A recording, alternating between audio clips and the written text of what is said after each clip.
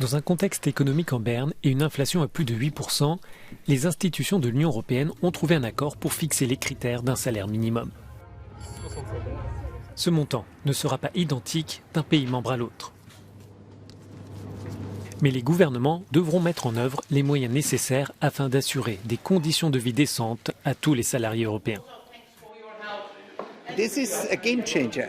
Cela change la donne. Et je pense que ce changement est un élément essentiel dans la lutte contre la pauvreté, mais aussi dans le renforcement de l'idée d'une économie sociale de marché. On a beaucoup parlé par le passé d'économie de marché. Il est temps de revenir à l'économie sociale de marché. Les États membres fixeront leur salaire minimum à partir d'un panier de biens et de services. Ils pourront aussi prendre en considération le salaire médian. Chaque capitale devra établir ses objectifs et les mettre en œuvre. Les entreprises s'inquiètent et craignent que ces mesures entraînent des coûts supplémentaires dans une période difficile.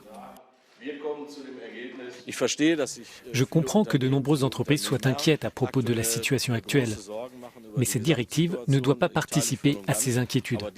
L'impact sera limité.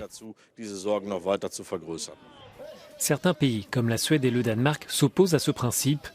Ils ne veulent pas voir l'Union européenne se mêler des questions salariales. Ces gouvernements estiment aussi que cela pourrait menacer leur système de négociation collective. L'accord politique doit maintenant être formellement approuvé par le Parlement européen et le Conseil, l'institution qui représente les États membres.